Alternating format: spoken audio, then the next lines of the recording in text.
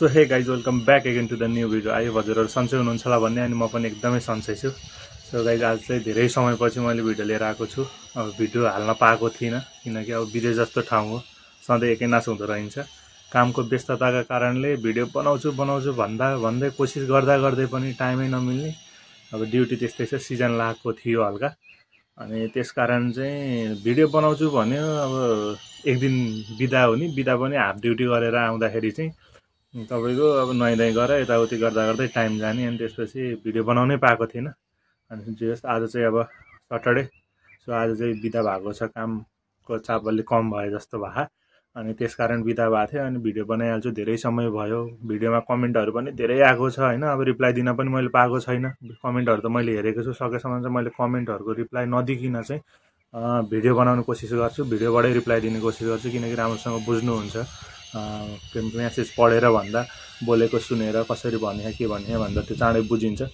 त्यसकारण चाहिँ मैले भिडियोबाटै दिने कोसिस गर्दै पनि मेरो कामको व्यस्तताको कारण अब विदेशी मरुभूमि हो होइन, काम गर्न आएको हो। सो काम गर्दाखेरि टाइम नपाएर चाहिँ मैले भिडियो बनाउन पाइनँ। त्यसको लागि चाहिँ म एकदम मेरो युट्युब फ्यामिलीसँग सरी भन्न चाहन्छु। अनि सो अब चाहिँ यस्तै छ, पार्कमा आएको छु आज चाहिँ, खानासाना खाएँ, नुहाइधुवाइ गरेर पार्कमा आएको छु। सो हावा पनि लागेको छ, साउन्ड डिस्टर्ब आयो भने चाहिँ मेन्टेन गर्नु होला। मैले सकेसम्म चाहिँ हजुरहरूलाई इन्फर्मेसन दिने कोसिस गर्ने हो। सो बाहिरी अब साउन्डले केही मिस्टेक भयो भने चाहिँ सरी होइन, अब म आगामी दिनमा अझै सुधार गर्नेछु।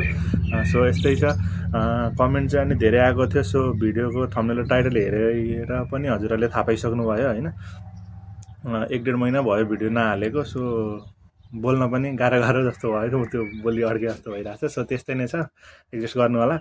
अनि युट्युबमा एकदम धेरै, च्यानलमा चाहिँ एकदम धेरै कमेन्ट आएको थियो, सबैको मैले रिप्लाई दिन पाएको छैन। तर केही कमेन्टहरू चाहिँ सिमिलर छ कि एउटै क्वेसन छ, किनकि अब सबैजना अब रोमानिया आम होइन, काम गरौँ भन्ने हुन्छ, के हुन्छ कसो हुन्छ, कति टाइम लाग्छ भन्ने यस्तै क्वेसनहरू चाहिँ धेरै आएको थियो कि।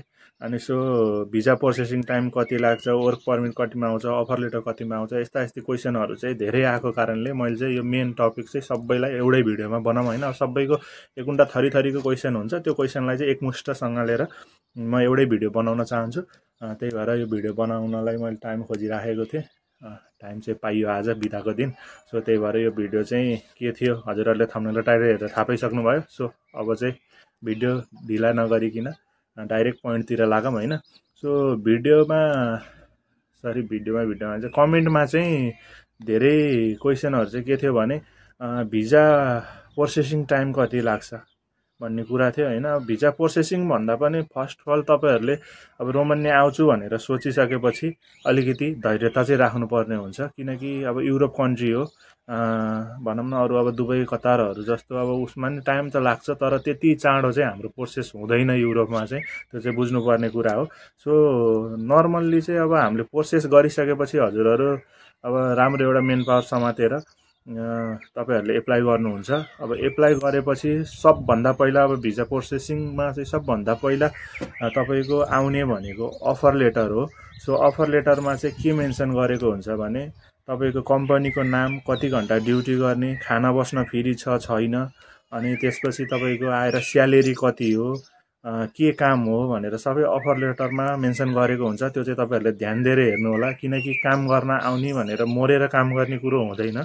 भन्नाले गर्न चाहिँ अब मरेरै गर्ने हो, तर त्यो चाहिँ कस्तो हुन्छ भने एउटा सुविधा भएको कम्पनी सकेसम्म राम्रो हेर्नु होला। स्यालेरी नि होस्, सुविधा नि होस्, आफूलाई काम गरिसकेपछि अब 8 घन्टा 10 घन्टा 12 घन्टा अथवा कुनैको 16 घन्टा नि काम गर्नुहुन्छ, यो काम गरिसकेपछि केही समय विश्राम गर्ने समय चाहिँ राम्रो होस्, भन्नाले शान्तले बस्न पाइयोस्, हो त्यस्तो खाले कम्पनी चाहिँ हेर्नु होला।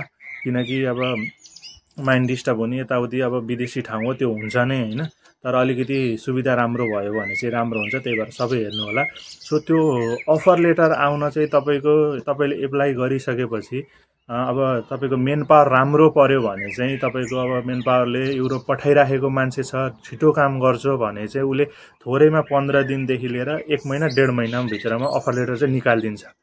उसले निकाल्नु पर्ने नै हुन्छ, थोरैमा चाहिँ 15 दिन चाहिँ लाग्छ उनीहरूको प्रोसेसिङ टाइम, त्यो चाहिँ नर्मल टाइम हो होइन। मिनिमम टाइम भनेको 15 दिन चाहिँ तपाईँको लाग्छ, त्यति चाहिँ वेट गर्नुपर्छ। त्यसपछि उता चाहिँ अब कतिले 1 वर्ष लाग्यो, 2 वर्ष लाग्यो, 2 वर्ष त अलि हुँदैन, लगभग 1.5 वर्ष लाग्यो भन्ने पनि हुनुहुन्छ। अब मै जाँदाखेरि पनि तपाईँको दसैँमा गरेको मान्छेले म साउनमा जाँदाखेरिसम्म आएको थिएन भनेपछि त्यस्तो हुन्छ होइन। अनि त्यही भएर त्यो चाहिँ अब कस्तो मेन पावर हुन्छ राम्रोसँग बुझ्नु होला। अब धेरै अब सेन्जन भइसक्यो रोमनिया पनि लगभग। अनि त्यस कारणले चाहिँ बिगबिगी धेरै बढेको छ, पैसा खाने ठग्ने माध्यमहरू धेरै भएको छ अहिले रोमनियालाई लिएर मेन पावरहरूले। त्यही भएर राम्रोसँग बुझेर राम्रोसँग गर्नु होला। अनि अफर लेटर आउँछ, तपाईँहरूले अफर लेटर चाहिँ अनि साइन गर्नुपर्ने हुन्छ। अफर लेटर हेरेर चित्त बुझ्दो छ भने साइन गर्नु होला।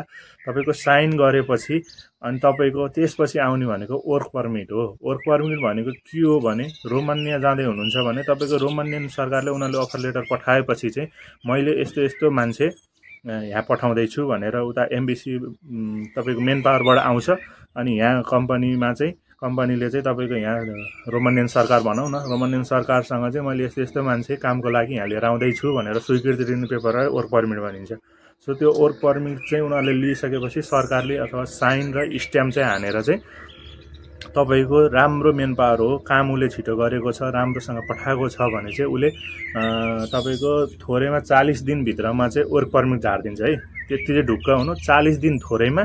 त्यसपछि अब भनेको अब 1-2 महिना त लाग्छ नै होइन। अब उनीहरूले लिन्छ टाइम, किनकि अब टाइम हुनु पऱ्यो, अब एकैचोटि हुँदैन, वेट गर्नुपर्छ। मैले सुरुमै नै भनिसकेँ, दुबई कतार जस्तो फ्याट्टै 1-2 महिनाभित्रमा सबै काम चाहिँ हुँदैन युरोपको लागि। त्यही भएर वेट गर्नु चाहिँ सक्नुपर्छ। सो अनि त्यसपछि तपाईँको थोरैमा 40 दिन चाहिँ लाग्छ। 40 दिनमा आएको रेकर्डहरू पनि छ होइन वर्क पर्मिटहरू। सो 40 दिन थोरैमा, अनि त्यसपछि 1-2 महिना 3 महिना सम्ममा 3 महिनाभित्रमा चाहिँ तपाईँले एप्लाई गरेर वर्क पर्मिट चाहिँ 3 महिनाभित्रमा झारिसकेको हुनुपर्छ। 3 महिनामा वर्क पर्मिट चाहिँ आउँछ नै होइन। अनि त्यसपछि वर्क पर्मिट आउँछ। वर्क पर्मिट आएपछि चाहिँ तपाईँलाई अनि दिल्ली एम्बेसीको लागि डेट निकाल्नलाई चाहिँ मेन पावरले पहल गर्नुपर्छ। सो मेन पावरले अब कतिको कनेक्सन छ त्यहाँ दिल्ली एम्बेसीमा, कतिको छ त्यही अनुसारको पालो निकाल्ने हो। किनकि सिजनमा मान्छे धेरै हुन्छ, धेरै भएका कारण 3 महिना 4 महिना पनि डेट लाग्छ है। थोरैमा 3 महिना 4 महिना पनि यो सिजनमा पऱ्यो भने डेट निकाल्नलाई मुस्किलै हुन्छ। नत्र थोरैमा 3 महिना 2 महिनाभित्रमा चाहिँ तपाईँको निकाल्छ। अब मिलेर पैसा खुवाएर मैले निकाल्छु भन्ने मेन पावरबाट पनि आउँछ, जुन कि हामीले भोगेर आएको थियौँ। हाम्रो चाहिँ वर्क पर्मिट आएको 2 महिनामा डेट थियो। हामीले चाहिँ 45 दिन 1 महिना अगाडि चाहिँ हामीले पैसा तिरेर सारेको थियौँ। किनकि हाम्रो अब जसरी नै आउनु नै छ, यत्रो पैसा खर्च गरिसकेको छ, सकेसम्म चाँडै नै गर्ने भनेर चाहिँ हामीले डेट अगाडि सारेर चाहिँ हामीले इन्टरभ्यू दिएको थियो। त्यस्तै नै अब त्यहाँ चाहिँ तपाईँको इन्टरभ्यू दिएपछि चाहिँ वर्क पर्मिट भएपछि चाहिँ उनीहरूले डेट निकाल्छ। अनि के अनुसारको डेट हुन्छ। अनि एउटा कुरो, यो एमबीसीमा मैले डेट मिलाएको हो, डेट यति लाग्छ भनेर 1 लाख 1.5 लाख 50,000 माग्ने नै हुन्छन् होइन। तपाईँको थोरै भनेको त्यहाँ एमबीसीमा, दिल्ली एमबीसीमा तपाईँको फी भनेको चाहिँ कति 12,000 आइसी चाहिँ मेन पैसा लाग्ने हो। त्यहाँभन्दा अगाडि चाहिँ अब तपाईँको पैसा खानालाई माग्ने हो। त्यही भएर बुझेर बोल्न सक्नुहुन्छ, उनीहरूलाई गर्न सक्नुहुन्छ, घटाउन सक्नुहुन्छ भने घटाउने कोसिस गर्नु होला। किनकि 12,000 आइसी भनेको तिनीहरूको फी हो। त्यसपछि अरू खर्चहरू भनेर त आफ्नो हो, त्यो आफै सोच्नुपर्ने कुरा हो। 12,000 आइसी चाहिँ त्यहाँ लाग्छ। अनि त्यसपछि त्यहाँ डेट दिनु भएपछि तपाईँको जानुहुन्छ, इन्टरभ्यू दिनुहुन्छ। इन्टरभ्यू राम्रोसँग दिनु होला। अनि इन्टरभ्यू दिएपछि चाहिँ तपाईँको भिजा चाहिँ तपाईँको 4 दिनपछि, थोरैमा 4 दिन चाहिँ उनीहरूले यहाँ गर्छ, स्ट्याम्प गर्नलाई गर्छ होइन। थोरैमा 4 दिनमा, अनि धेरै भनेको 25 दिन भनेर चाहिँ मेन्सन गरेको छ दिल्ली एम्बेसीले भिजा झार्ने डेट चाहिँ। तपाईँको मेन पावरले कसरी काम गरेको छ होइन, त्यही अनुसारको हुन्छ। अब अगाडिको समय चाहिँ त्यहाँ चाहिँ थोरैमा 4 दिन, धेरैमा 25 दिन भन्ने हुन्छ। सो त्यतिमा आएन भने चाहिँ 1 महिना चाहिँ लगभग लाग्छ। हाम्रो 29 दिनमा झरेको थियो। सो 29 दिनमा झरेपछि त्यसपछि भिजा लाग्छ। भिजा लागेपछि चाहिँ तपाईँको थोरैमा भनेको अब 10 दिन 15 दिन उनीहरूले टिकट काट्नलाई चाहिँ कस्तो हुँदो रहेछ भने, सो त्यही नै हो। तपाईँको भिजा झर्छ। अनि भिजा झरिसकेपछि चाहिँ तपाईँको टिकट काट्नु पऱ्यो होइन। प्रोसेस, लास्ट प्रोसेस भनेको टिकट काट्ने अनि आउने हो। सो टिकट काट्नलाई चाहिँ अब मेन पावरको हातमा हुन्छ, कसरी काटिदिन्छ, कतिको काटिदिन्छ। सकेसम्म राम्रो काट्न लगाउनु होला। किनकि हामीले पैसा फुल तिरेको हुन्छ होइन। अब 8-9 लाख रुपियाँ, अहिले त अब 9 लाख रुपियाँ नि भन्न लागेको छ, 8-9 लाख रुपियाँ तिर्ने सिस्टम आइसकेको छ। त्यत्रो पैसा तिरिसकेपछि अलिकति राम्रो दिनु होला, किनकि यो विदेशी ठाउँ हो। आफूलाई चाहिने कपडादेखि लिएर सामानहरू मैले अब के चाहिन्छ फर्स्ट पहिलाको भिडियोमा बनाएको छु, गएर हेर्नु होला। अब रोमानिया आउँदा युरोप आउँदा के लिएर आउनुपर्छ, आफूलाई के आवश्यकता पर्छ भनेर त्यो इम्पोर्टेन्ट कुराहरू छ, त्यो पनि तपाईँहरूले आउन चाहनुहुन्छ भने हेर्नु होला, तपाईँहरूलाई एकदम महत्त्वपूर्ण हुनेवाला छ।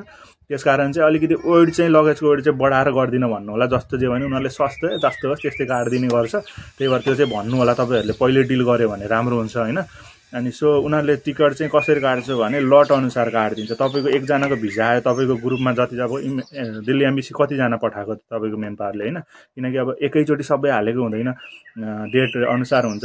कहिले त तपाईँको 1 महिना पनि लगाइदिन्छ कि टिकट निकाल्नलाई, किनकि एकैचोटि पठायो भने उनीहरूलाई फाइदा हुन्छ, प्याकेज पाउँछ।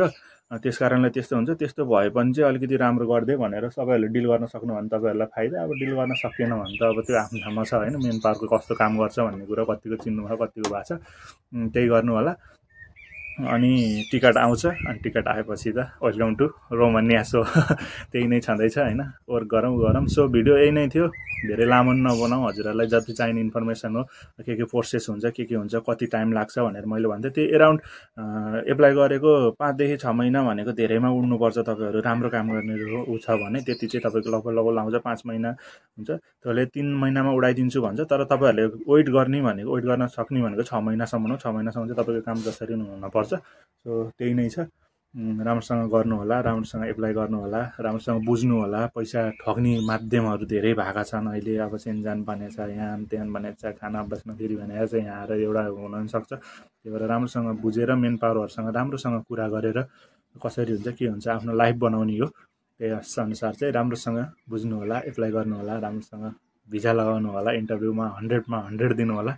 अनि सो इन्टरभ्यू दिन जाँदा के तयारी गर्नुपर्छ, के पर्छ भन्ने क्वेसनहरू पनि धेरै छ। त्यो चाहिँ म अर्को भिडियोमा बनाउने छु होइन। यो भिडियो लामो हुन्छ, धेरै लामो बनाएर पनि त्यो इरिटेट हुन्छ कि, किनकि सबै कुराहरू दिमागमा राख्न पनि त माइन्ड फ्रेस चाहिन्छ होइन।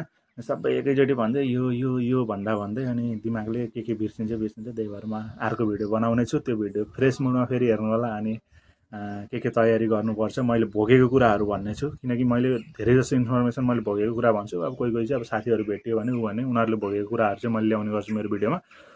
सो त्यही नै हो।